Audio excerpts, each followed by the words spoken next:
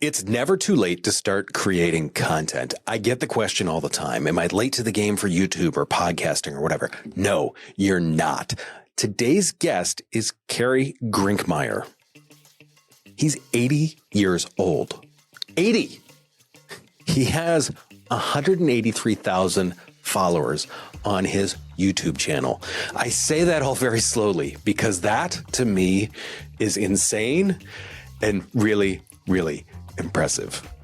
If you want to get some of the information on how he got there and why he does it, stay tuned.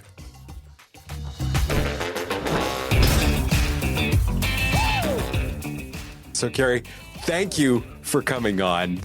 I've been looking forward to this since we talked last week, kind of in a pre-call. I mean, we met through the 10,000 Small Businesses platform. Yeah. You've got a massive YouTube following. What strategy have you found like the biggest piece to engaging with those people that, I mean, like I said, it's 183,000 people that you have following you. What is your strategy for engaging with those people and keeping them active all the time? I think it was brought to my attention several weeks ago. Every Friday, I have what I call a stock talk, and anywhere from 50 to 100 people show up on a Zoom call and we talk. And Heidi is the blind girl she's legally blind, but she made this statement. She said, "Kerry, I fell in love with you back when you told me about your daughter's death, and you're totally transparent. And you will say however you feel, and you draw the hearts of the people that you deal with." So I think that's it. And on a lighter side, I had my eyelids lifted so you can see my eyes.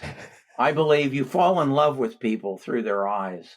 So that's my two keys to success. Be transparent, be honest, admit your frailties because we all have them. We do. And you will draw people, and they will. It's like I learned in sales. First, they got to trust you, and they got to feel comfortable with you, and then they'll give you what you want. That 100% makes sense.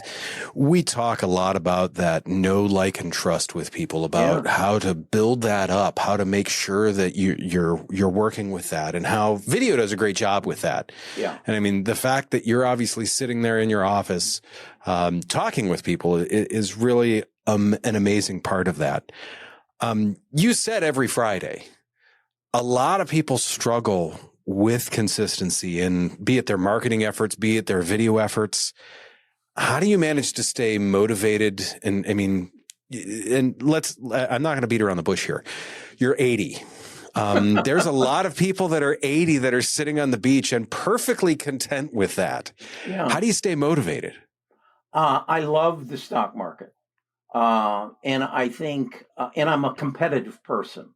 I think I told you up until about 2 years ago, I ran in the Senior Olympics in the 100 meter, the 50 meter, and the 200 meter. I love to compete, and I love to train.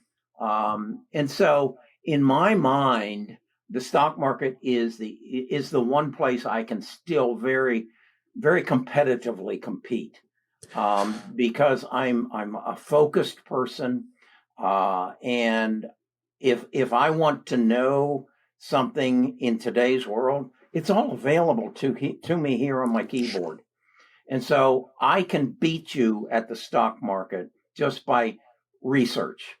I learned then there's 66 million people in the world who manage their own portfolio. So I basically said, I'm a retired financial advisor. I understand the financial markets. With the addition of the internet and the data that I can access, I can figure out which stocks are going to go up. And then if I can share that with you at a reasonable cost so you can make money and you can improve your family's life, I'm contributing. And to contribute at 80 years old, that's pretty amazing. You don't see many people can do that. And then I take NMN. This is an additive that I take, and I don't make any money on it. For 3 years, I've taken that. I read a book by Robert Sterling, and it basically said, if you'll take that, you'll be able to go out 3 times a week and race 3 other people with a tiger coming after you, and you can for sure not get eaten. That 100% makes sense. 100% makes sense. I absolutely love it. With this, you've mentioned your son helps you repurpose some of the content, because you got into this basically out of necessity to do something, correct? Right. Right. Your son helps you repurpose some of the content. Have you found that those snippets have been valuable for you? Yeah. He puts them on Instagram and TikTok, and we get a movement of younger people from those 2 channels, and it's built our base, but I would say still 60% of our people are over 55 years of age. Wow. And that's to be understood.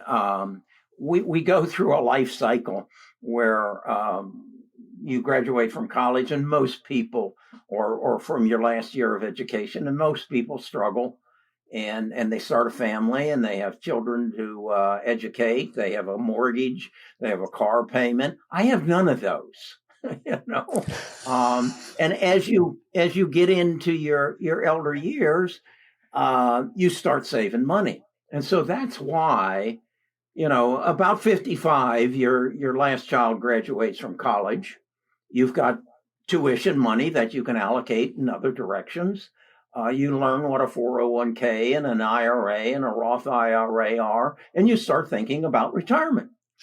And I just wish I could get to people who are 20 and get them to commit. I did a chart.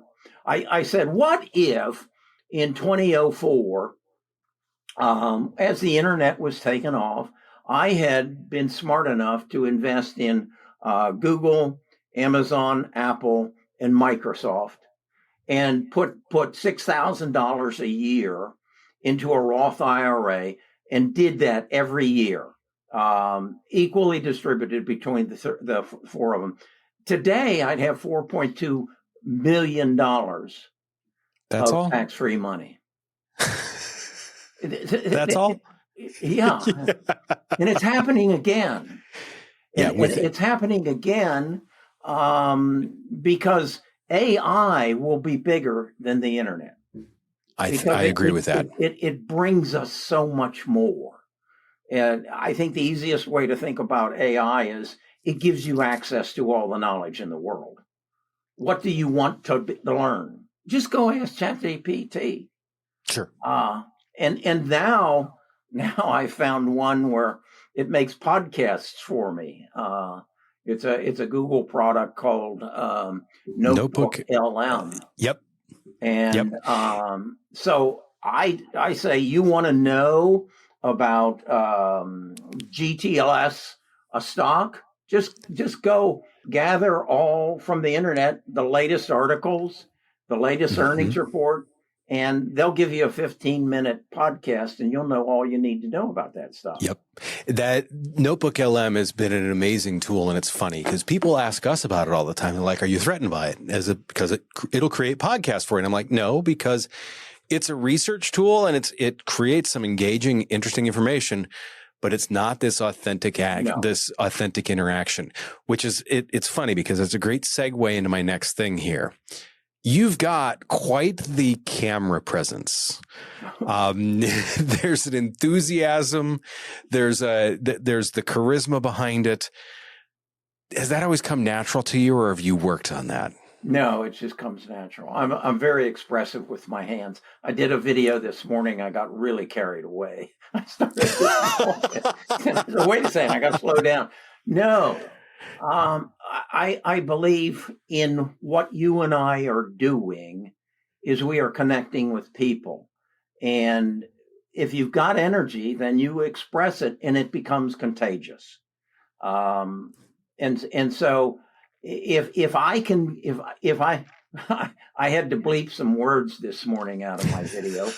And I thought, well, I'll just cut that out. And I said, no, that's me. That's how I express myself. My wife says, stop talking like that. Well, I'll just cut it out. No, I think the human factor is extremely important in connecting with people. And I think I hear people. I was talking to a young lady who asked me, well, how do I become successful on YouTube? I said, well, the first thing you got to do is take your glasses off. And she said, no, I look good. I said, I'm not arguing that. You look gorgeous with your glasses, but I can't see your eyes. And if you got any light that is going to reflect off of those glasses, I won't be able to see your eyes, and you and I will lose connection.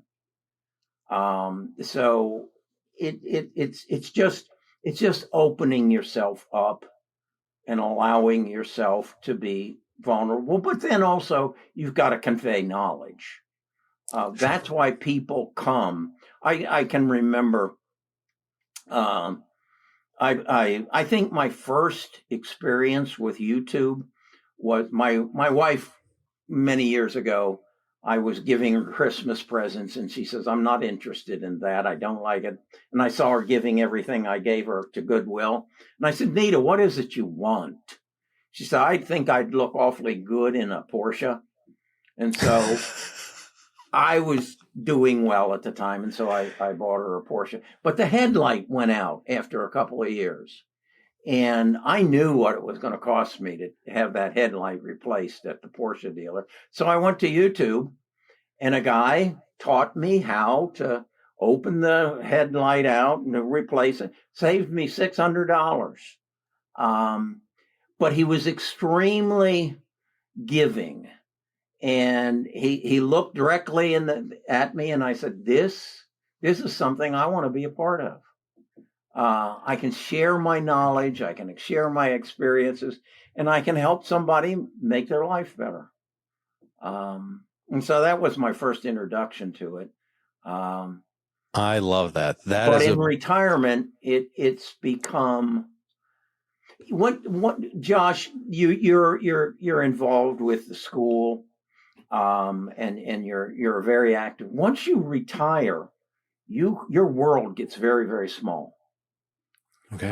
Unless you get involved in a gym, or you have a group of people that you meet every Tuesday for coffee, your world gets extremely small.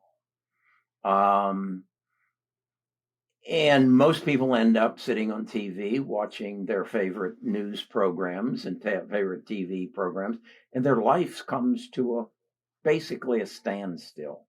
And then they entertain themselves by going on cruises and putting themselves within a community of nobody that they know, and just having a nice week on a cruise ship.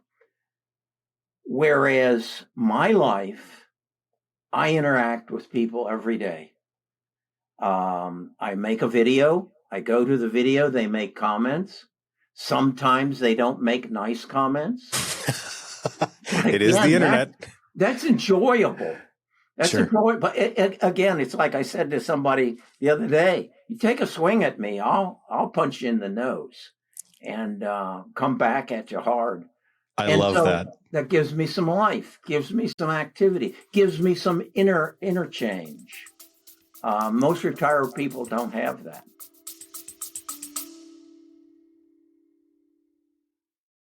Is your podcast not getting the results you hoped for? Are you feeling stuck and unsure how to grow your audience or make a real impact? We get it. Podcasting can be a challenge, but with the right strategies, it can be an incredibly powerful tool. That's why we're offering our free no-pitch podcast consultation.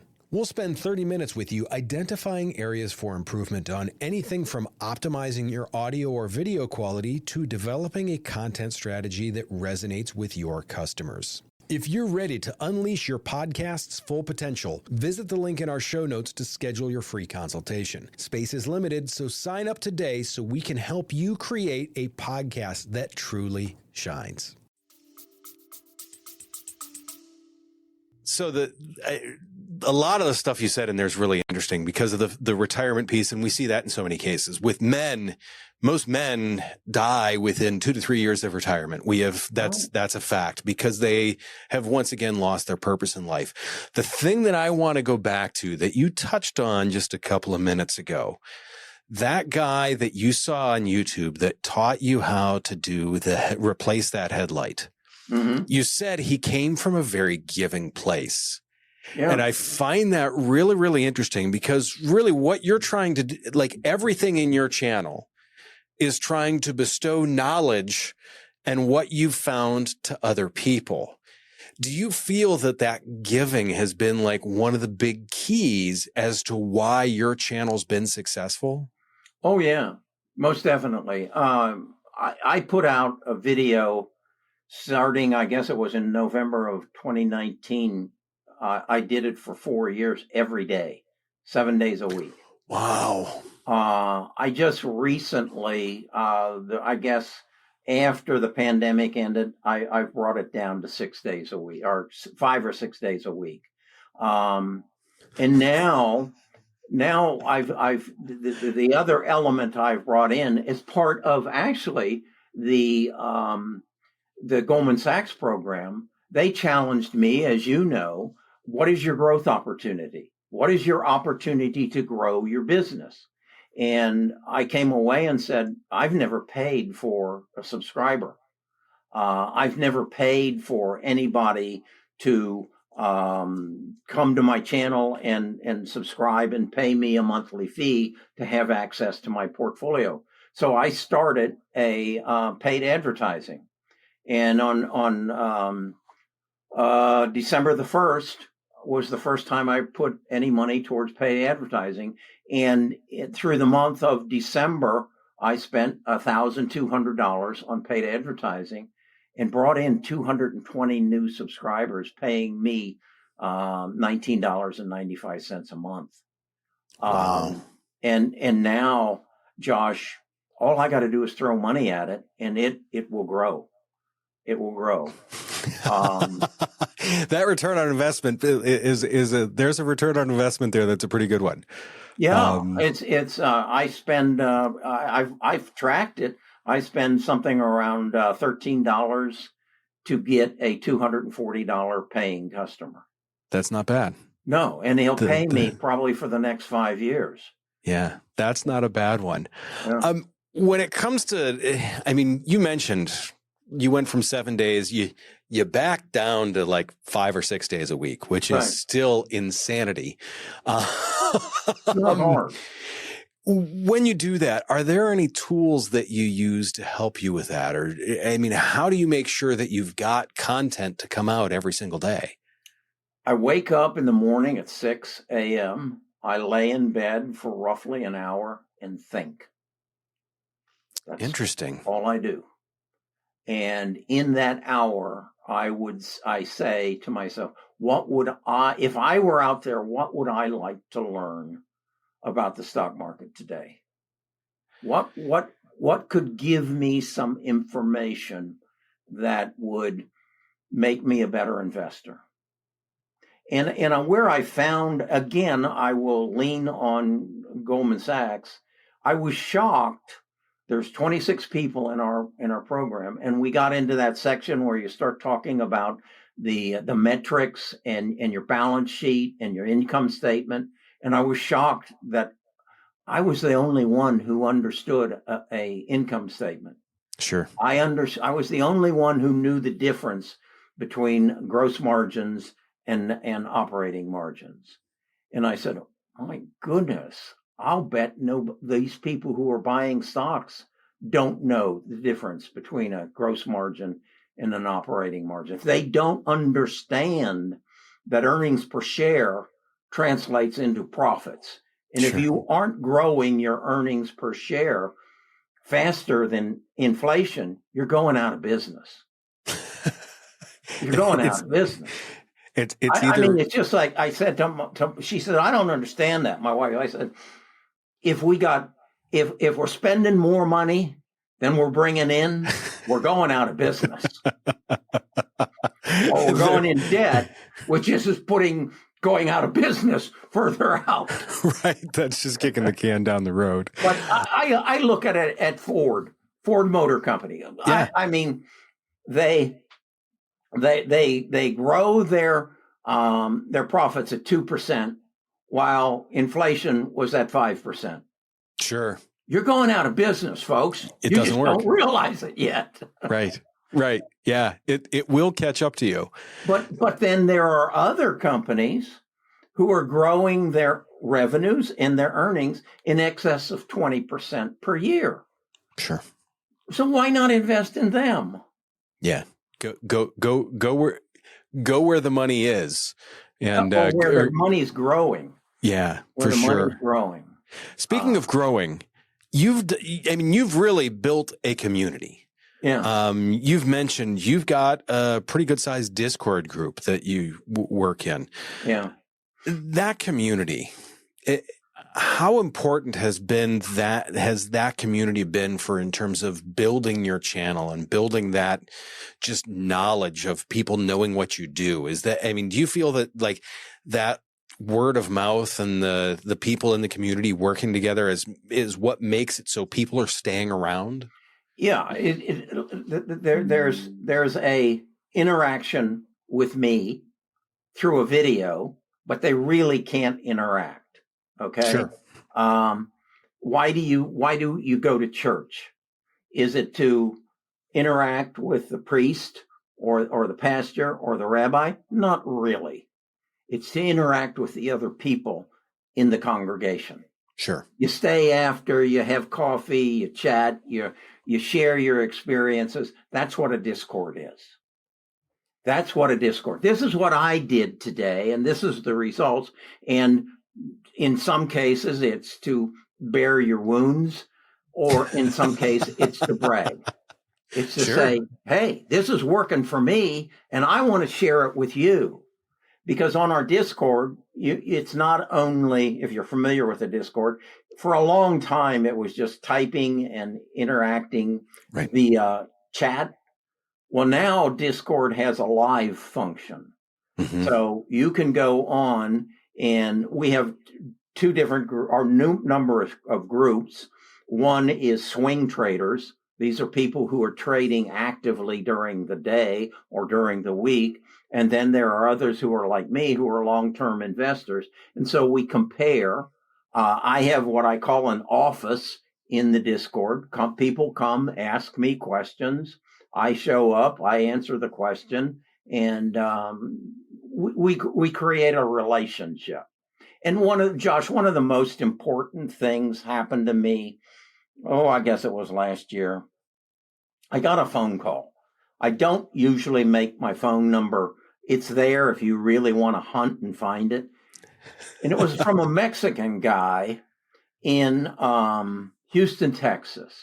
And he told me and my brothers own a laundromat. And I've been following your channel.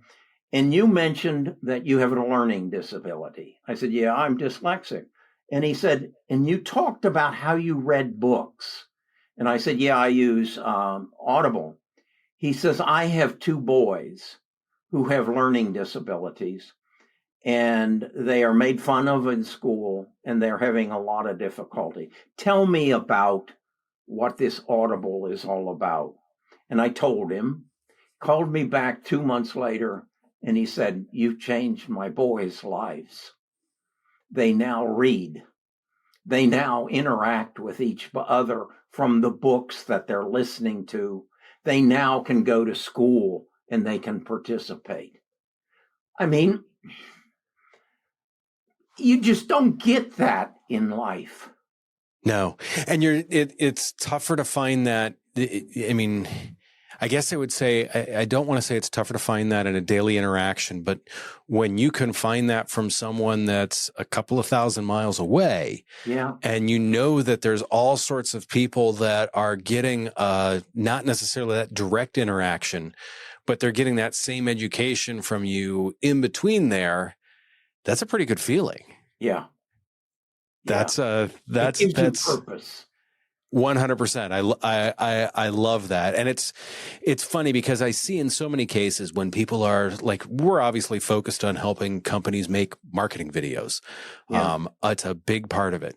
But in that, we see so many people that are so busy trying to make marketing videos that they lose that connection.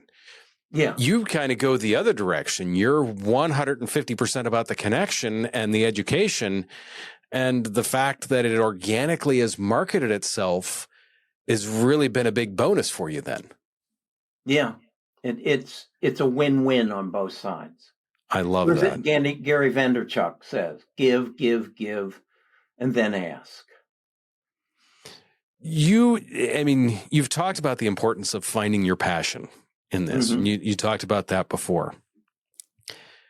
Is your passion for this? Do you feel that's a big part of your success with this? Oh, yeah. First of all, I discovered I'm a creator. I love to create. When I worked for Polaroid, I worked for American Express, I worked for Purex. I didn't realize this until I would come home and I would paint paintings. Sure. See that Picasso there? Yeah. Okay, I painted that. See Nice. that? Well, where is it? Well, you can't see it because of the light. I realized I enjoyed taking a white canvas and paints and painting. And I would stay up till 3:00 in the morning and then get up at 7 and go to work. But I always came back to painting. Then I got into photography. I loved creating photography. After I retired, I wrote 4 books. And at about 68 years old, I said, holy crap, you're not a salesman, you're a creator. You're a creator. And I thought, if I had known that when I was 18 years old, what would I be? I'd been a movie producer. Interesting. Yeah. Interesting. I would have. I am excited. One of the books that I have written is all about my learning who I was. I recognized that you and I's personalities and our character was formed in the first 14 years of our lives. Sure. And I use 14 because that's when I hit my 10th day. Things happen to you in your childhood that form your character. And it channeled, and then with the talents that you've got, you find you gain vision into your passion. My mother died when I was 8 years old of cancer. When she was dying, she was in the hospital with cancer. The most important day in my life happened on May the 3rd of 1953.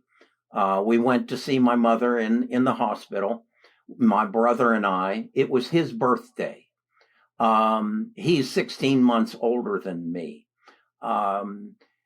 My mother did not realize it was his birthday, and he got angry because he thought we were going there to see her. We hadn't seen her for 6 months to celebrate his birthday, and she didn't say anything about it.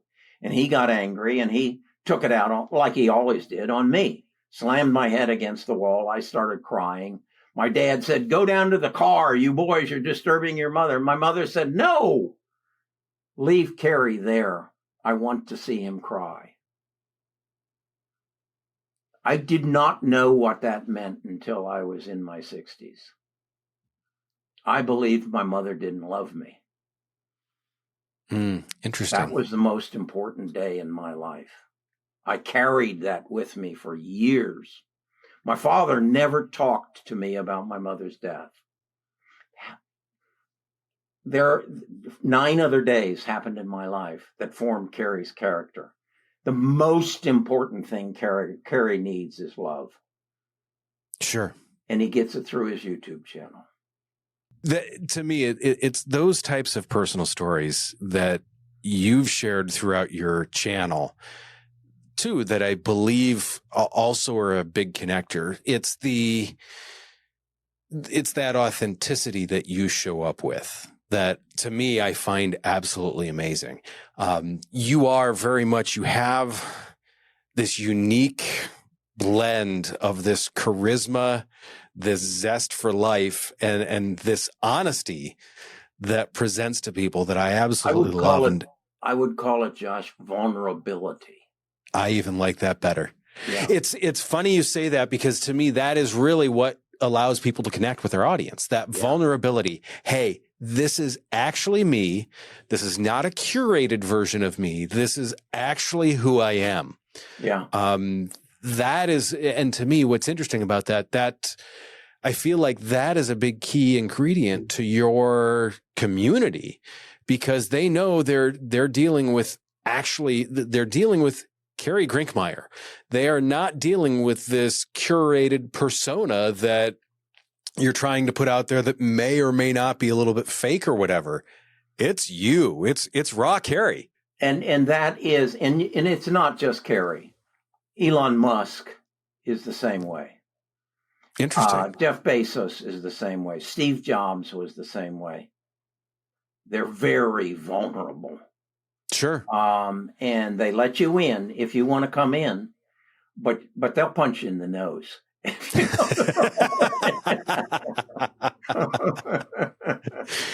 So here's a big question for you then. What is probably, when it comes to your content creation journey, what is the biggest lesson that you've pulled out of that you feel like you can share with people that are maybe just starting out or maybe a little ways along the journey? What is the one thing that you could say, this is something that I learned that I need to share with someone about that content? Do it from your heart. Sure. And spend the time to create knowledge that is worth something, rather than just fabricate things and to try to do it all with your personality.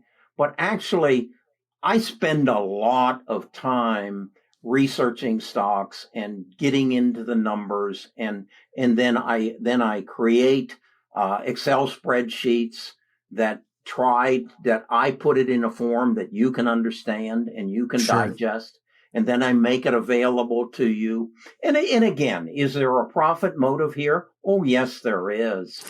And why? I don't need the money, but again, I told you I'm competitive, and in business, there's only one measurement of success in business, and that's money. Yep. So again, I'll be very straightforward with you that if my TAM, my total addressable market, which I told you earlier is 66 million people, if I can just get 2% of that and get them to pay me $20 a month, do the math. I tell people, and people say, why do you use such big numbers? And I said, because they're possible. I can become a billionaire. I can become a billionaire. You know the word unicorn. Yep. You create a business that is worth over $1 billion. I see it within 3 years. That's amazing. Again, I told you, I am spending $1,000 or $5,000 in January, and I will get a $240 customer for a $13.50 expenditure. All I got to do is throw enough money at this, at my 66 million potential buyers. Yep. You know, I ran ads. I got 2,000 views from Nigeria. South Korea, Mexico, as well as the United States and Canada. And what's interesting about that is those can be your target audience because they can invest that way.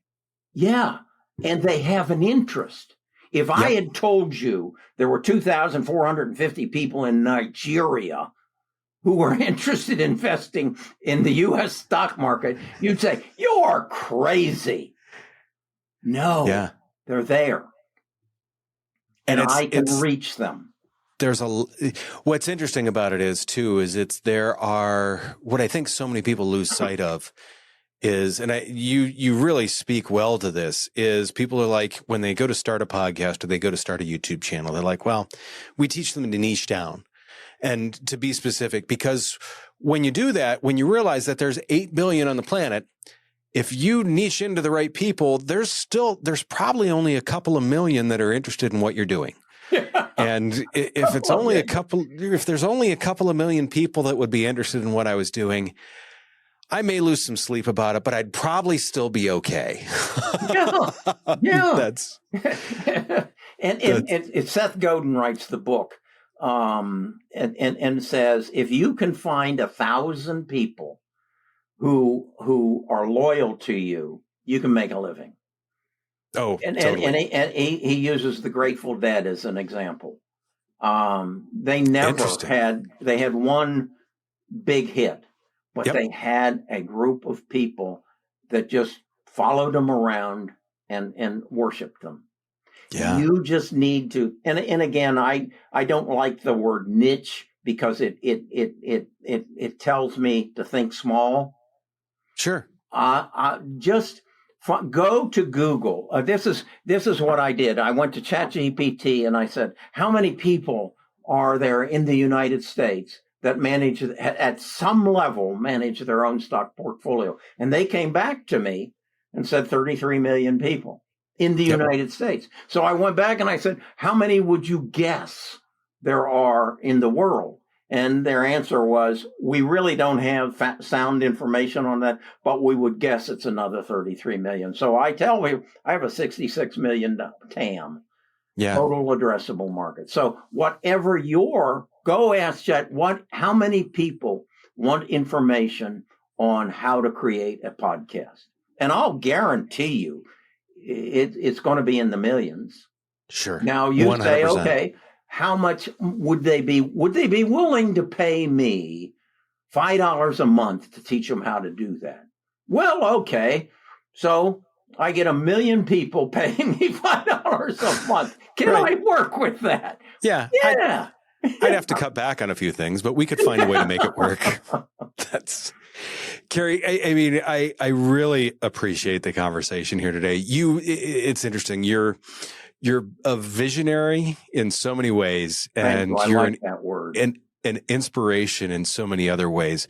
Where can people find you to reach out, to find your channel, to get in touch with you? Give me a couple of places where people can get a hold of you. Well, it's bestofusinvestors.com is our website. Our YouTube channel is Best of Us Investors. Our Instagram is Best of Us Investors.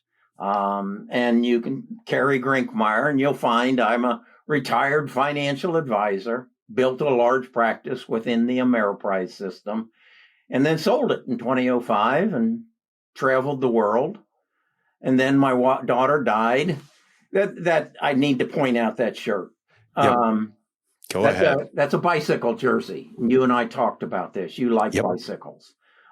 On October of 2014, my daughter and I went to a cancer-raising fund to ride 24 Hours of Booty, it was called, to raise money for finding a cure for cancer. That was October of 2014. She died on December the 26th of the same year, fighting cancer. I think that's part of the driving force. I want to keep her memory alive. I heard a wonderful quote that when they stop talking about you, that's when you die. I've heard that too. But as long as there are people talking about you, Shannon Marie will live. I love that. Kerry, once again, thank you so much. The talking that you're doing and the legacy that you're building, both in what the video that you're creating and the legacy that you're helping others build, to me is going to live on for a very, very long time. Once again, Kerry, thank you so much. I really appreciate the time today. Anytime. I enjoyed it immensely. Kerry's really found his audience through his passion. I mean, he's got a passion for not only what he does, but helping other people and educating them. To me, that is the piece that sometimes is missing from content creators. We see people that just aren't passionate about what they do. You can tell, obviously, I enjoy being here on this side of the camera in some cases. I also enjoy being on the other side of the camera. My enthusiasm for that, I think, shines through. And it's one of the reasons why, as a business, we've been successful. And it's one of the reasons why I truly, am grateful for this every single day. I love hearing from people. I love hearing their stories. I love hearing that content creation. I'd also love to help you with that. So do me a favor. Go to our website. Go ahead and sign up for that email list. We send out podcasting tips every week. We update you when new podcasts come out. We're not spammy. We're not going to me, it's making sure that we are giving you value, much like what Kerry does. It's all about making sure that we're educating you and giving you value. So go ahead and sign up for that. Also, make sure you subscribe, follow all the other things, push those buttons. If you could, leave a review for us, please. It would help us immensely. If you can, share this with a friend that you think may help. As always, take care of yourself, and if you can, take care of someone else too. I will see you very soon.